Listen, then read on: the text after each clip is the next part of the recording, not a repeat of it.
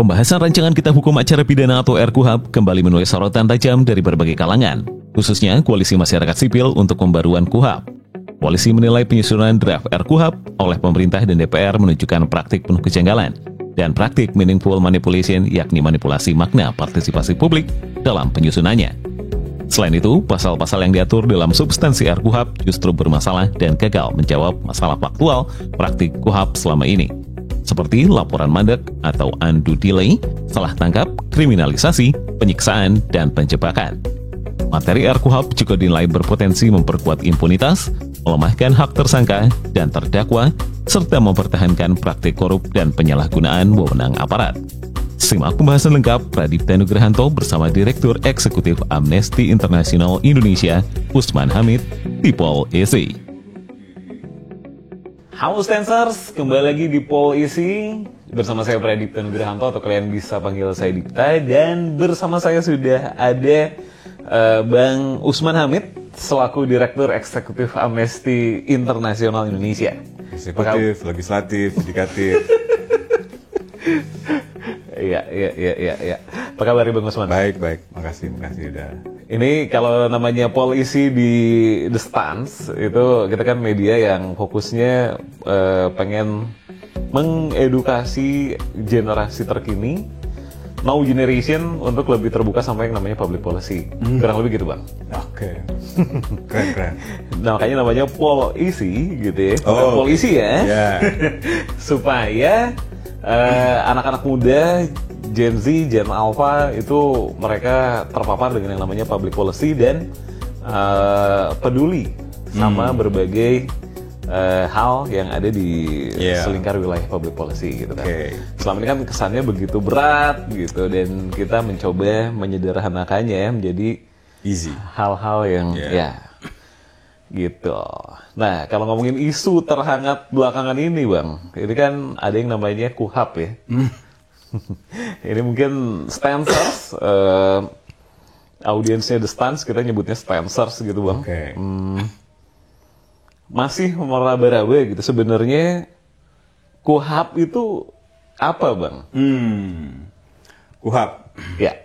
KUHP itu sederhananya mungkin hukum acara atau tata cara supaya ada keadilan prosedural.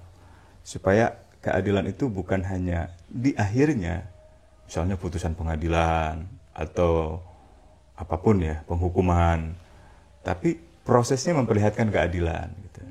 Jadi gitu, sederhananya gitulah.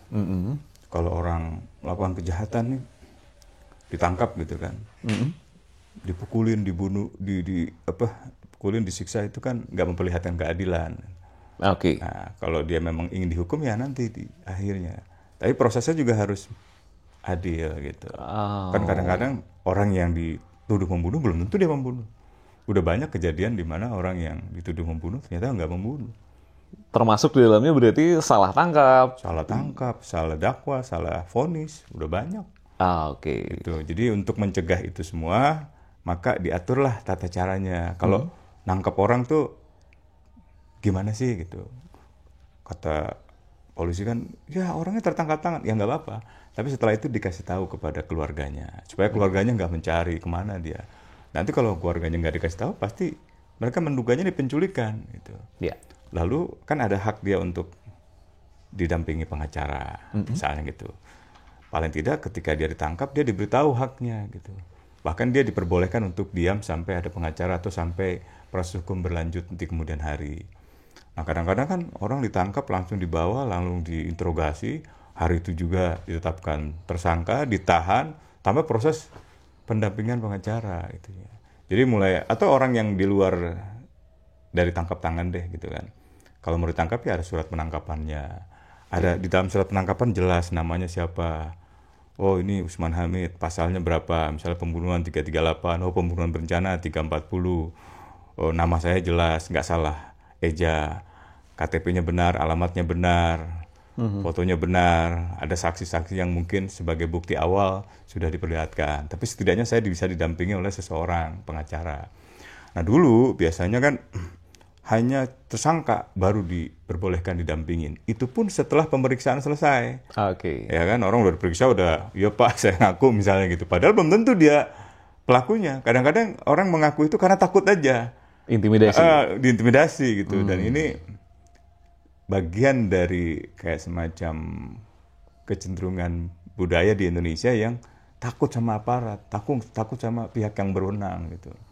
Mungkin karena dijajah terlalu lama gitu kan, sehingga ketakutan pada otoritas itu tinggi gitu. Nah, ketakutan itu kan bisa dikurangi. Misalnya kalau keluarganya tahu ikut mendampingi, atau keluarganya tahu paling tidak membesuk, atau rohaniawannya tahu memberikan nasihat agama, atau misalnya pengacara tahu memberikan nasihat hukum gitu. Itu kan hal-hal yang, ini kan manusia kan punya martabat, punya al-karomah, al-insaniyah gitu kan, punya human dignity itu yang harus dihormati gitu. Kalau dia dituduh mencuri atau dituduh melakukan pelanggaran hukum, dia harus tetap diproses dengan cara yang sewajarnya gitu, nggak berlebihan. Oke. Wah. Dan tadi kalau Bang Usman bilang kasus yang terkait dengan KUHAP ini sebenarnya cukup banyak banget, atau bahkan banyak banget. Mungkin boleh diceritakan 1-2 kasus yang populer atau bahkan yang populer ya, kurang diketahui banyak orang, padahal ini sebenarnya nyangkut KUHAP loh. Gitu. Yang apa tuh Bang? Populer. Menyangkut public policy nih. Misalnya Raffio Patra. Raffio Patra anak muda yang banyak menyoroti kebijakan publik di masa pandemi. Dia nge-tweet gitu kan, dia mengkritisi kebijakan pemerintah dalam menangani COVID. Tiba-tiba dia ditangkap polisi. Alasannya dia menyebarkan pesan melalui WhatsApp-nya untuk mengajak orang melakukan huru-hara atau kerusuhan, menyulut kerusuhan, membakar tempat dan seterusnya gitu. Padahal dia tidak melakukan itu. Dan dia ditangkap lagi ketemu diplomat Belanda. Bahkan dia sempat lompat ke mobilnya diplomat Belanda, tetap diambil oleh aparat. Padahal kalau udah lompat ke area diplomat, itu ada syarat-syarat diplomatiknya tuh. Meskipun di dalam mobil diplomat yang ada di wilayah Jakarta, dia tetap nggak bisa tuh. Nah itu langsung ditangkap, dibawa ke kantor kepolisian, gak ada yang tahu dia ditangkap oleh siapa, dibawa kemana. Bahkan sejumlah aktivis sudah menyuarakan bahwa ini penculikan.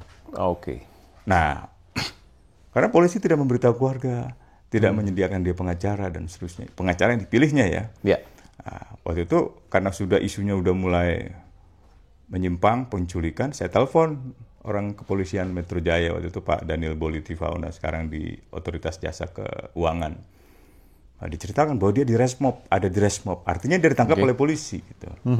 Nah, dia memang waktu itu ditangkap bahkan sampai 36 jam. Nah, di dalam hukum acara tuh orang kalau ditangkap itu diperiksanya paling lama 1 kali 24 jam. Setelah masanya berakhir harus ditetapkan tersangka atau tidak. Dia ada buktinya atau tidak. Kalau tidak ada dia harus dibebaskan gitu. Tapi kalau ada ya ditetapkan tersangka, tapi harus didampingi pengacara. Nah, sekarang kawan-kawan yang bekerja untuk reformasi KUHAP ingin bukan hanya orang yang menjadi tersangka didampingi pengacara, tapi orang yang menjadi saksi pun sebaiknya dibolehkan untuk didampingi pengacara. Itu baru soal tangkap tuh, belum nanti ke upaya paksa yang lain gitu. Misalnya penyadapan telepon, pembukaan rekening keuangan, pembukaan surat komunikasi, pembukaan email, handphone, alat-alat komunikasi yang bersifat pribadi. Itu kan kalau dalam hukum istilahnya upaya paksa. Nah, menggeledah, menyita, entah menyita barang, menyita benda, menyita rumah, menyita apapun yang sifatnya dihubungkan dengan perbuatan pidana gitu. Itu harus ada izin pengadilannya. Menyadap telepon, menyadap komunikasi juga harus ada izin pengadilannya. Nah, sekarang mau dibuat itu nggak ada. Itu kan, wah bahaya banget gitu. Sebenarnya, ya kalau kita mau kembali ke sejarahnya kan sebenarnya ini hukum acara yang dibuat oleh pemerintah kolonial. Dan biasanya dipersepsikan mereka itu yang akan jadi tersangka orang-orang inlander kan, orang-orang yang terjajah gitu. Sehingga hak-haknya memang nggak terlalu maksimal. Ada tapi nggak maksimal. Nah, sekarang kita ingin mendekolonisasi itu kan supaya lebih bermartabat, supaya lebih mencerminkan hukum yang berperi kemanusiaan, yang adil dan beradab, berketuhanan gitu kan. Gitu, Stan SARS. Ternyata sesignifikan itu perannya sebenarnya ya. Ada lagi kasus yang mungkin terkenal. Ananda Badudu. Wah ya. Kalau kan? Yang bingung dia punya grup musik ya. Punya grup musik namanya Banda Neira. Nah, Ananda Badudu itu ditangkap subuh-subuh. Oke. Padahal siapa sih? Misalnya teman-teman muda yang Stancers yang pasti tahu Ananda Badudu, tahu Banda Neira. Wajahnya aja nggak ada kriminalnya. Ucapan-ucapan itu sangat halus, sangat sembut gitu kan. Dan seterusnya gitu. Apa sih susahnya polisi kirim surat panggilan? Nah, jelas perkaranya apa, dipanggil, diperiksa, misalnya sebagai terlapor atau katakanlah saksi gitu kan. Ngapain sih sampai ditangkap subuh-subuh gitu kan, jadi dramatis kan. Orang juga jadi bereaksinya berlebihan gitu. Ada banyak. Oh, ada satu lagi musisi. Sukatani, ya kan? Lagunya bayar-bayar polisi itu kan. Bayar ya. Nah, tiba-tiba di tengah jalan dia diberhentikan oleh polisi, kan diinterogasi, ditanya-tanya, dibawa ke kantor polisi. Itu dasarnya apa gitu? Sampai harus bikin pernyataan. Pengakuan bahwa kami minta maaf kepada Kapolri, kepada Polri, dan kami menarik karya kami dari berbagai platform. Itu kan, itu hukum acara tuh, itu KUHAP gitu. Sampai ke situ ya ternyata? Sampai ke situ. Apa ada dasarnya polisi datengin musisi habis konser gitu kan? Dia nggak berbuat kriminal apapun gitu. Kalaupun dia berbuat kriminal, apa iya datangnya begitu caranya? Kenapa nggak pakai surat panggilan 1, panggilan 2 panggilan nggak dipenuhi, ya boleh upaya paksa. Kan itu hal-hal yang bisa dilakukan itu. Ya. Gitu sih. Wah, ini makin menarik ya, Stancers. Cuman belakangan ini yang ramai juga di berbagai pemberitaan adalah adanya revisi dari KUHAP-nya sendiri. Nah, kalau menurut Bang Usman gitu ya, apakah memang seurgen itu KUHAP harus direvisi gitu? Ada sih urgensinya memang. Dia tuh kan dari tahun 81 ya. Dulu bahkan diambil dari HIR, itu hukum acara pidana yang lama, tahun 1848 mungkin. Jauh sebelum Indonesia ini berdiri gitu. HIR itu... Ya, hukum acara pidana Belanda. Gitu acara pidananya Belanda gitu ya. Nah, untuk para inlander, untuk orang-orang yang ada di wilayah administrasi kekuasaan Belanda. Nah, tahun 81 dijadikan Undang-Undang Indonesia. Setelah sebelumnya tentu masa kemerdekaan gitu ya. Tapi, setelah berapa tahun tuh? 81 sekarang berarti ya sudah... 30 tahun lebih kan? 81 sih 44 tahun ya. 44 tahun, umurnya jangan-jangan. Jadi, ya sewajarnya di amandemen, direvisi. Tapi apakah harus sekarang dan harus buru-buru disahkan? Nah, itu pertanyaan lain lagi. Bahwa itu harus direvisi, iya. Tapi apakah, ya udah, pokoknya kita revisi ya. Minggu ini kita sahkan, bulan ini kita sahkan. Ya, enggak gitulah caranya. Kan ada proses pembuatan undang-undang yang harus melibatkan masyarakat, melibatkan konsultasi yang bermakna, masyarakat berhak untuk didengarkan, untuk dipertimbangkan usulnya, untuk dijelaskan apa isinya. Banyak loh ini. Dan proses sendiri kalau nggak salah itu cuma 2 hari ya? Ya, kata Ketua Komisi 3 sih udah berminggu-minggu gitu, udah berbulan-bulan. Tapi kan kelihatannya sangat buru-buru gitu, sama seperti undang-undang sebelumnya, undang-undang TNI dan lain sebagainya. Iya. Kayak ada kejar target gitu, saya nggak tahu targetnya apa gitu. Mungkin kepingin membereskan seluruh undang-undang supaya kedepannya nggak ada lagi proses legislasi, tinggal dilaksanakan aja gitu. Gitu sih. Jadi ya betul harus direvisi. Mendesak ya bisa mendesak, tapi apakah revisinya signifikan? Apakah urgensinya itu dalam arti sekarang gitu? Atau tahun ini? Atau tahun depan? Katakanlah kalau di negara-negara yang udah agak maju itu kan, masyarakat dikasih tahu. Masyarakat, pemerintah berencana merevisi Undang-Undang A.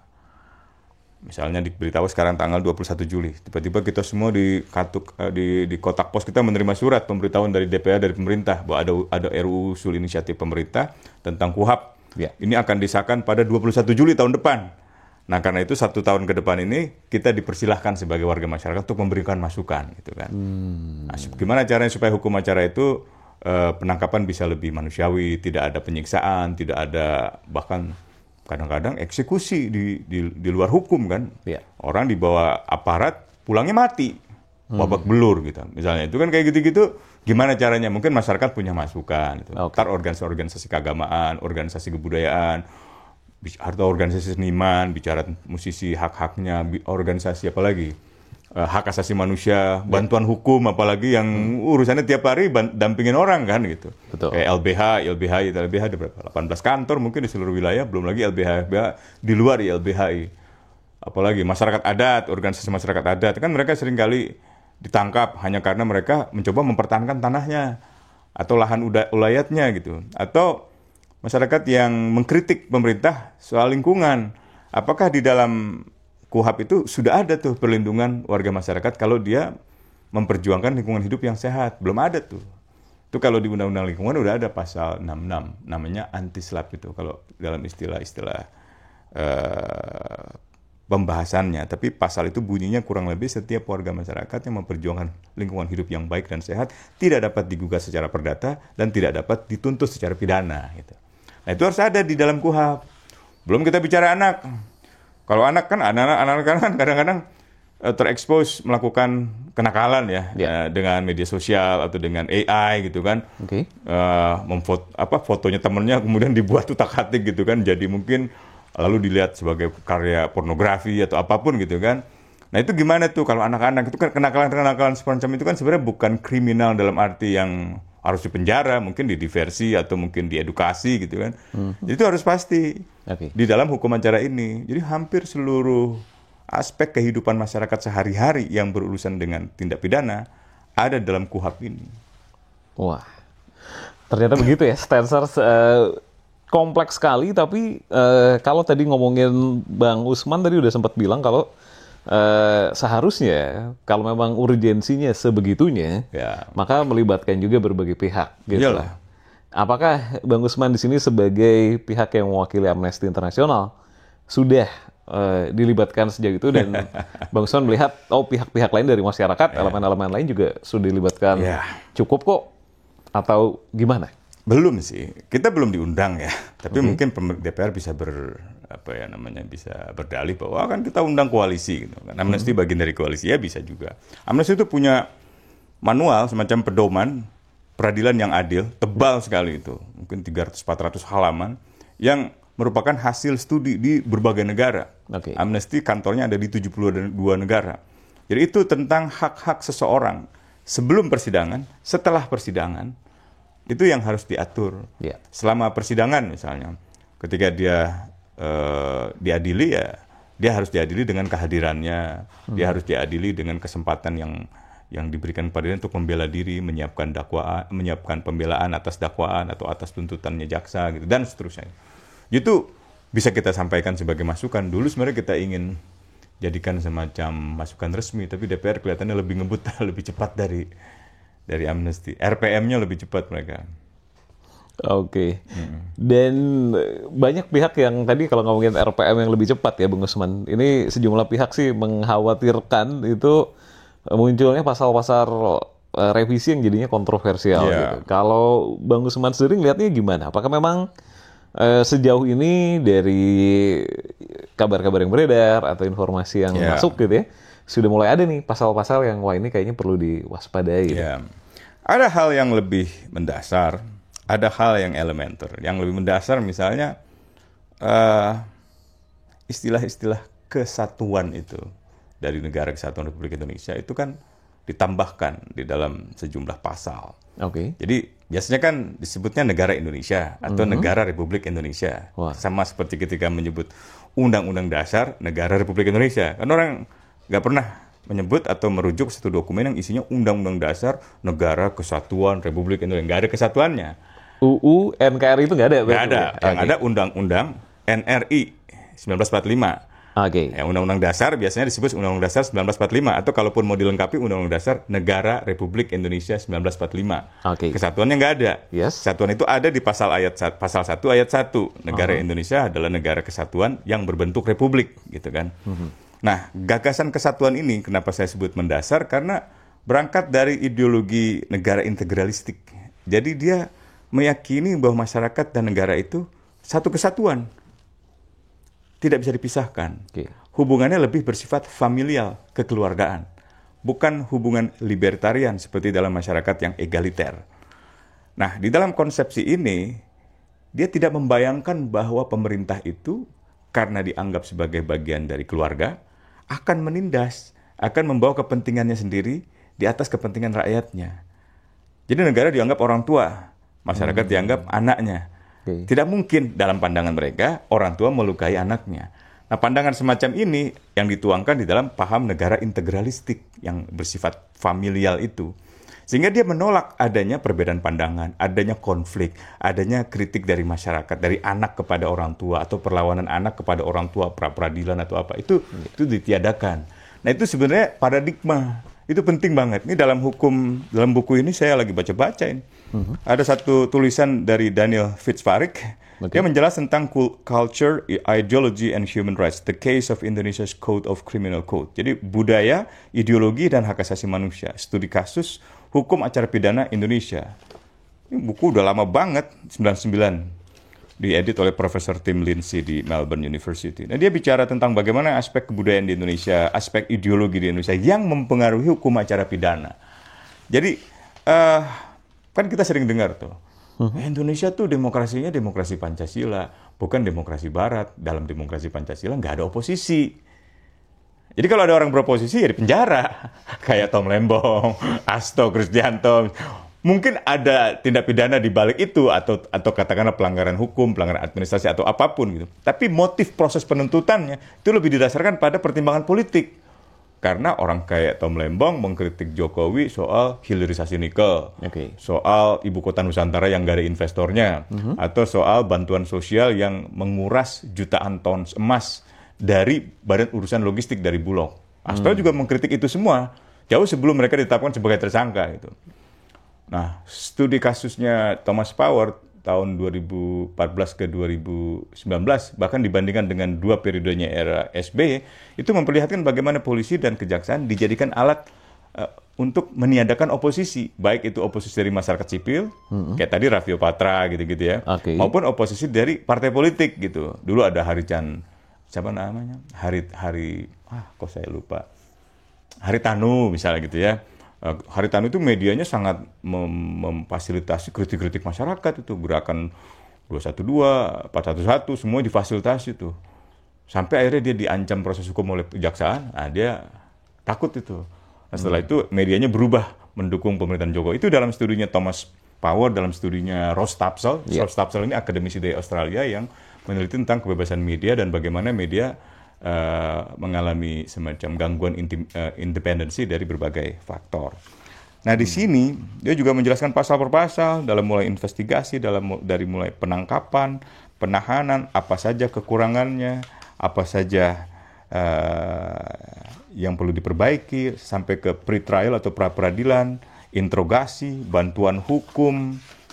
Hampir seluruhnya dibahas, termasuk hubungan antara klien dengan pendampingnya, dengan pengacaranya. Seberapa mungkin misalnya polisi boleh mendengarkan percakapan mereka, atau seberapa boleh polisi melarang mereka mendampingi. Kan kadang-kadang pengacara suka curhat kan, masuk aja nggak boleh pendampingan gitu kan. Atau kalaupun dibolehkan masuk, nggak boleh bicara sama sekali, hanya duduk misalnya. Padahal kan dia ingin memberi nasihat hukum atas pertanyaan-pertanyaan yang mungkin bisa menjebak kliennya kan. Bisa, kan orang nggak semuanya punya pengetahuan hukum, nggak semuanya sekolah hukum.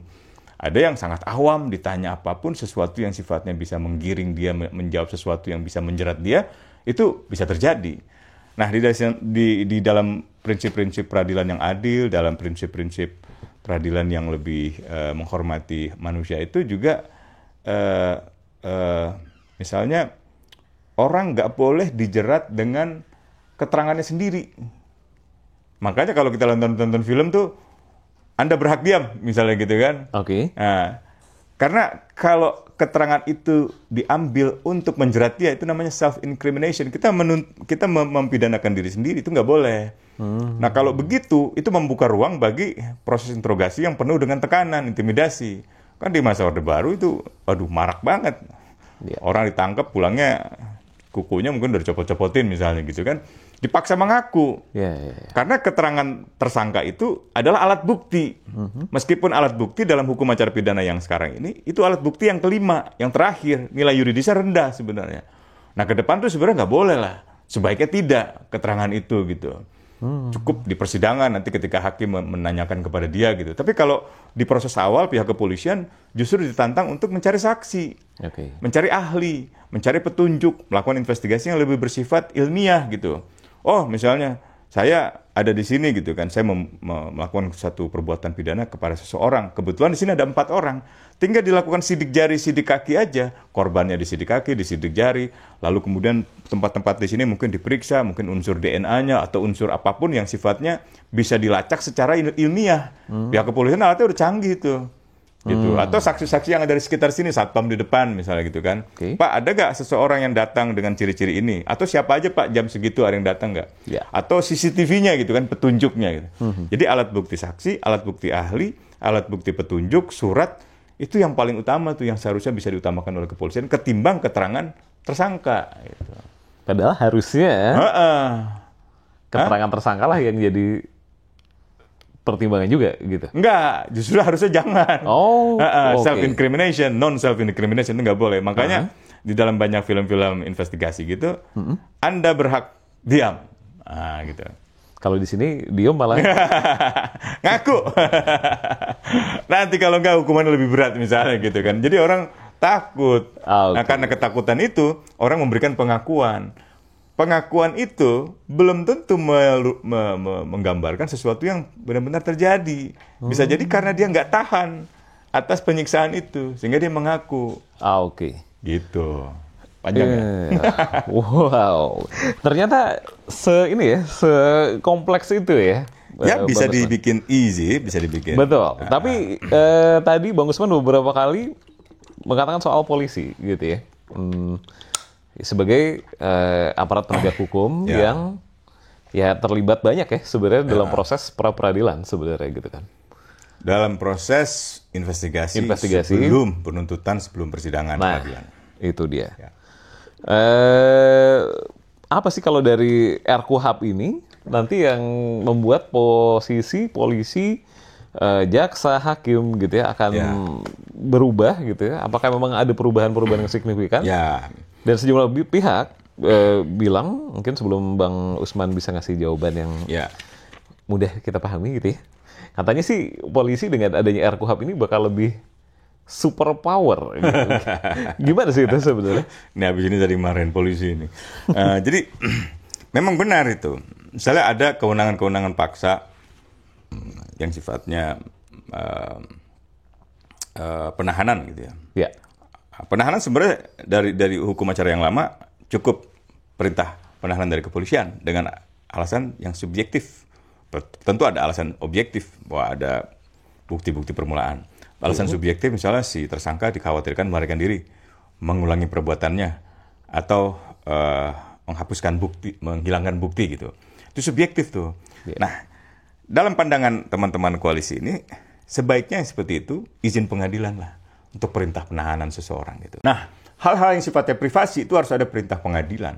Tapi sebenarnya sama juga, jaksa juga kepingin memperoleh kewenangan yang super body, yang super powers. Jadi undang-undang KUHP yang sekarang baru ini itu seperti RUU polisi yang diselipkan. RUU kejaksaan yang sebenarnya sudah pernah dibuat tahun 2021, tapi kejaksaan masih penasaran. Masih ingin ada kewenangan melakukan penyadapan, pengintaian, surveillance lah gitu. Karena mereka sepertinya udah punya alat penyadapan yang luar biasa tuh. Sama seperti polisi, BSSN, Badan Sandi dan Siber Negara, TNI juga punya. Nah, ini kayak ada kompetisi perebutan kewenangan gitu. Nah, ini yang bahaya sebenarnya ke depan. Jadi ini mencerminkan antar penegak hukum kurang sinkron, kurang sinergi, kurang koheren di dalam menempatkan hukum acara ini sebagai sistem yang terpadu, istilahnya tuh integrated criminal justice system gitu, sistem peradilan pidana yang terpadu. Harusnya ada saling kontrol. Nah, tapi pihak Komisi 3 mengatakan, udahlah, yang terjadi itu kan sebenarnya oknum di kepolisian. Kalau sekarang kita izin kewenangan paksanya atau penyadapannya harus dikasih ke hakim, kan hakim juga ada oknumnya gitu kan. Lihat aja tuh kasus yang di Surabaya gitu-gitu. Jadi ada prasangka-prasangka semacam itu. Padahal itu sangat penting untuk memastikan setidaknya satu institusi bisa dikontrol oleh institusi yang lain. Nah, ya sebenarnya kontrol terhadap kekuasaan dimanapun, entah kekuasaan memegang senjata, memegang kewenangan harus berlapis. Harus ada kontrol internal, harus ada kontrol eksekutifnya, harus ada kontrol eksternalnya. Kontrol eksternalnya misalnya dari DPR, Komisi 3 paling punya tanggung jawab tuh untuk panggil polisi, panggil jaksa, panggil kehakiman untuk bertanya tentang hal-hal yang mungkin menarik perhatian masyarakat. Dan kontrol publik, masyarakat juga harus peduli, nggak bisa apatis. Atau kontrol dari lembaga-lembaga independen kayak Ombudsman, Komnas HAM, LPSK, dan lain sebagainya gitu. Oh, oke Bang.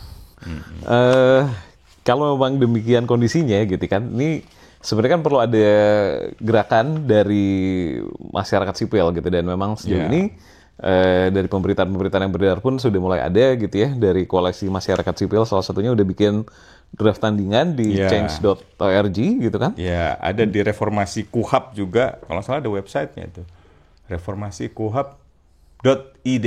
Oh, oke. Bisa dicek ya, berarti Stansers di reformasikuhap.id.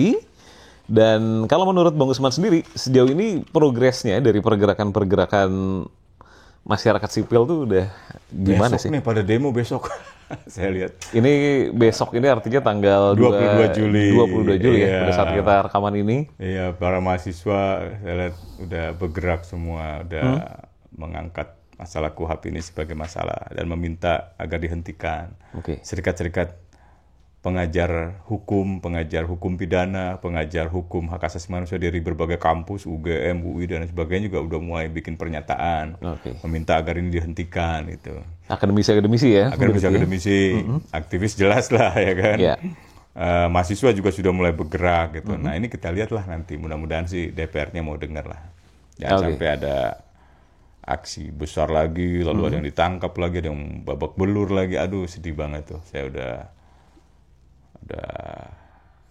nggak bisa lihat lagi yang begitu-begitu. Udah beberapa bulan lalu saya dampingin mahasiswa Trisakti yang ditangkap, dampingin sampai pagi itu udah kayak dejavu ke masa-masa 98 gitu.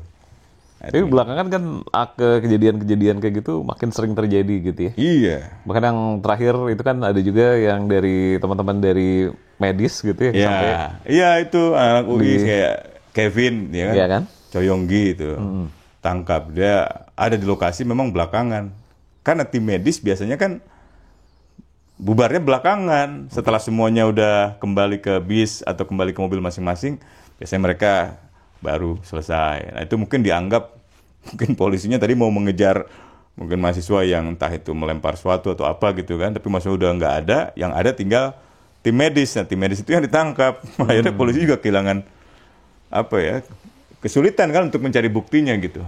Nah tapi ya dua pandangan ini mencerminkan mungkin kontraksi lah, semacam ada eskalasi protes yang meningkat, tapi juga ada eskalasi taktik represif yang menguat juga. Nah ini kalau dibiarkan, ini bisa meletus dalam berbagai insiden kekerasan itu, insiden represi, dan bisa jadi ada tragedi Trisakti lagi, ada tragedi Semanggi lagi, gitu. Bisa jadi ada aksi kamisan yang baru lagi, mungkin bukan Bu Sumarsi, tapi entah siapa ibu yang mungkin akan kehilangan anak. Nah itu yang kita ingin cegah agar itu nggak terjadi. Gitu. Oke. Nah, tapi kalau seandainya kondisinya justru kita sama-sama tidak berharap bahwa kejadian semacam itu terjadi, dan juga revisi dari RKUHAP sendiri ini, revisi KUHAP-nya sendiri, ya tidak jadi seperti yang selama ini berlangsung gitu ya. Tapi kalau misalnya kondisinya adalah, wah ini tidak bisa utak-atik lagi gitu. Tidak diindahkan lah suaranya, betul, seperti Bang Usman tadi bilang gitu ya. Ini apa nih yang konsekuensi paling mendasar mungkin, atau paling kira-kira bakal apa sih, mungkin Stansers pada bertanya gitu ya. Kalau ini sampai benar-benar ketok palu, apa nanti yang bakal mengerikannya sejauh apa sih Bang? Ya, ruang privasi kita, entah itu privasi dalam arti komunikasi telepon nggak aman lagi, komunikasi WhatsApp nggak aman lagi. Seorang menteri aja pernah kirim pesan kepada saya, Bung Usman, mohon maaf, kemarin-kemarin saya tidak bisa mengakses WhatsApp saya, signal saya, dan SMS saya. Bayangkan seorang menteri. Itu seorang menteri. Bagaimana dengan sampai kaget juga. Waduh, berarti nggak ada yang aman ini. Alat komunikasi semua bisa bisa diretas gitu kan. Oke. Nah, ini penting untuk ke depan supaya tidak terjadi gitu. Termasuk juga penyadapan dalam bentuk yang lainnya gitu. Nah, ini yang harus Misalnya apa itu, Bang? Ya, email. Oke. Ya. Apalagi DM. Sampai ke sana ya? Sampai ke sana itu bisa itu. Yang mana kalau dilihat dari kacamata Bang Usman sendiri, apa sekarang sudah cukup? Sekarang sih masih lumayan, atau nggak aman-aman juga sebenarnya sekarang gitu? Sekarang itu nggak aman. Oke. Nah, itu aja. Sebagian besar kewenangan paksa itu kayak penyadapan tuh harus izin pengadilan.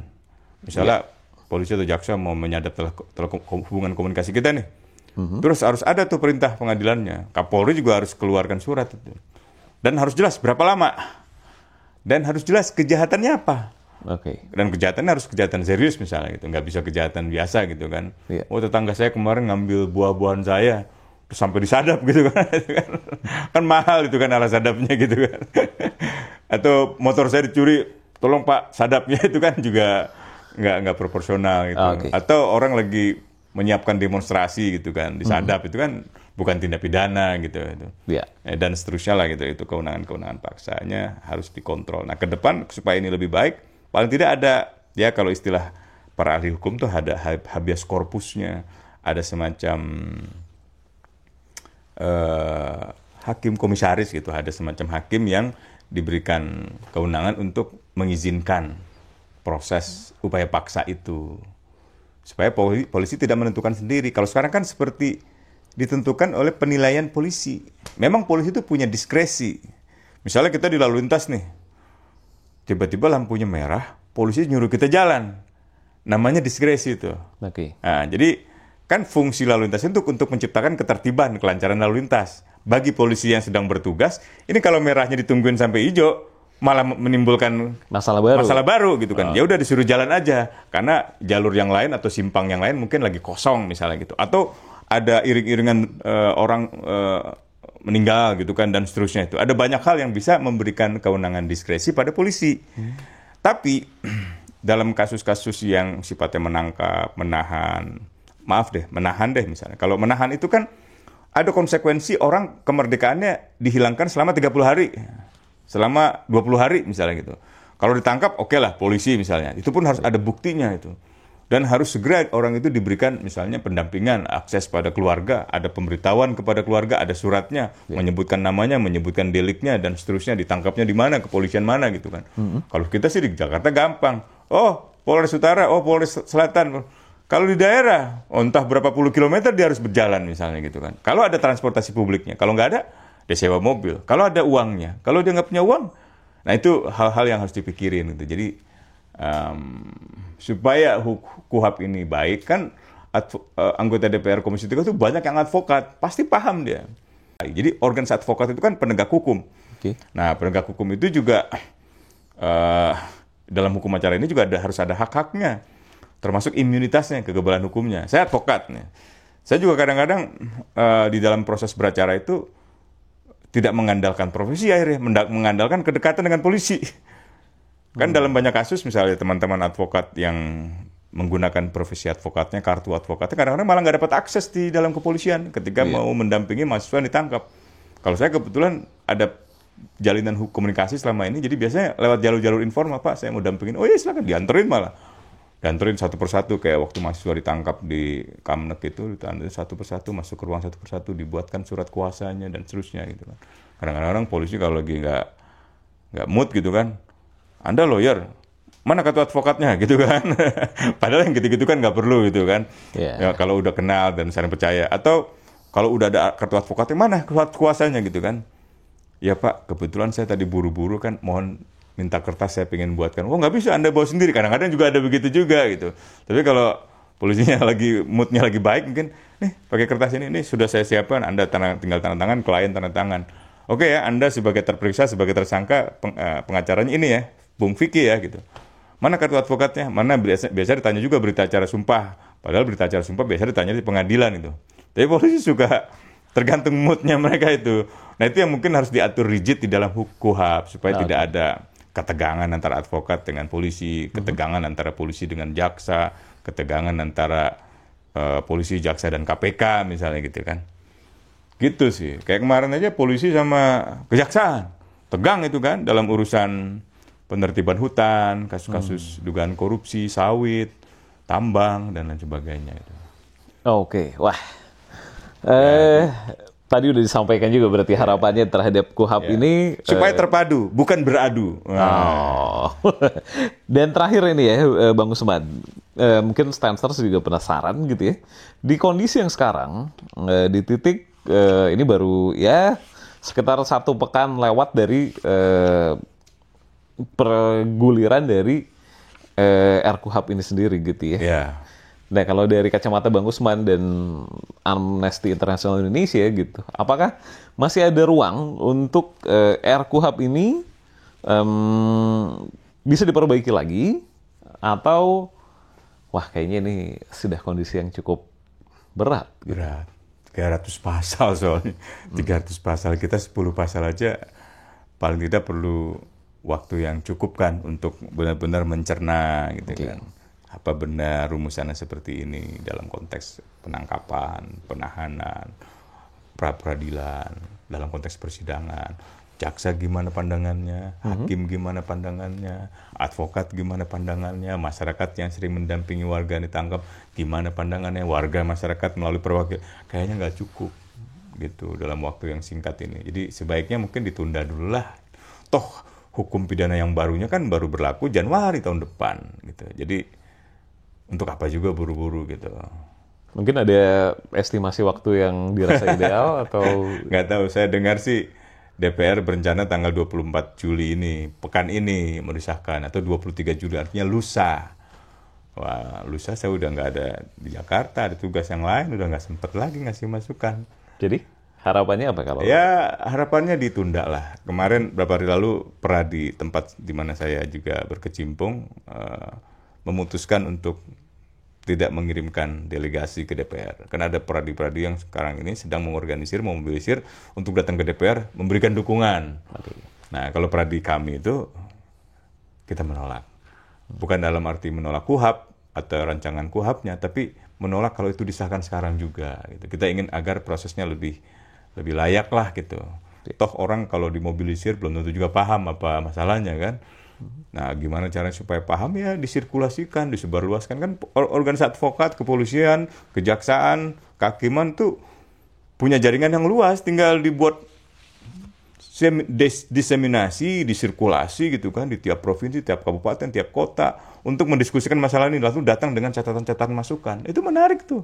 Oke, terima kasih Bang Usman pencerahannya buat kita semua, termasuk para Stansers dimanapun kalian berada. Mudah-mudahan apa yang disampaikan tadi Bang Usman membuka ini ya pandangan kita semua terhadap kenapa sih kita perlu aware, kita perlu lebih peduli sama yang namanya RKUHP ini gitu. Walaupun nanti pada saat kalian menonton ini RKUHP mungkin sudah menjadi KUHP gitu ya, sudah tidak bisa diapa-apain lagi. Tapi Bang Usman sudah menyampaikan pandangan-pandangannya apa-apa yang sebenarnya perlu jadi perhatian kita semua, dan mudah-mudahan pada saat kalian menonton ini posisinya seperti yang Bang Usman tadi bilang. Amin. Berhasil ditunda dan kita semua masyarakat sipil dapat kesempatan untuk menuangkan ininya ya, harapan-harapannya terhadap KUHP ini kalau memang perlu direvisi. Seperti tadi Bang Usman bilang, memang ada potensi perlu direvisi, tapi direvisi yang seperti apa gitu. Nah, terakhir nih kalau mau ngobrol-ngobrol cerita-cerita seputaran ya kondisi-kondisi yang tentunya berkaitan dengan kebijakan publik ya, dan kayaknya beririsan dengan apa-apa yang dilakukan sama Amnesty International Indonesia, bisa kemana nih kontak ini Bang Usman? Silahkan ke amnesty.id, itu website Amnesty International, ada banyak informasi yang bermanfaat. Juga pantengin media sosialnya @Amnesty Indonesia, misalnya di Instagram, itu juga menarik. Atau di berbagai kampus yang ada chapters Amnesty-nya, itu ada 28 kampus. Dari mulai kampus Islam seperti UIN, kampus negeri seperti UI, sampai sekolah seperti Gonzaga itu. Jadi banyak sekali klub hak asasi manusia atau chapter hak asasi manusia dari Amnesty yang bisa dijadikan tempat untuk ngobrol, diskusi tentang masalah-masalah keseharian kita di komunitas kita, di wilayah kita gitu. Jadi hak asasi manusia itu sebenarnya urusan kita hari-hari, deket banget, bukan urusan yang berat-berat. Oke. Wah, sudah dikasih kode sama Bang Usman. Dan kalau sekedar ingin berdiskusi dengan Bang Usman, terbuka lewat media sosial mungkin? Boleh banget ke usmanham_id. Oke. Dan jangan lupa juga untuk subscribe channel YouTube The Stance. Follow kita juga di The Stance ID, di Instagram, TikTok, dan kanal media sosial yang lain. Sampai bertemu lagi di Pol Isi episode berikutnya.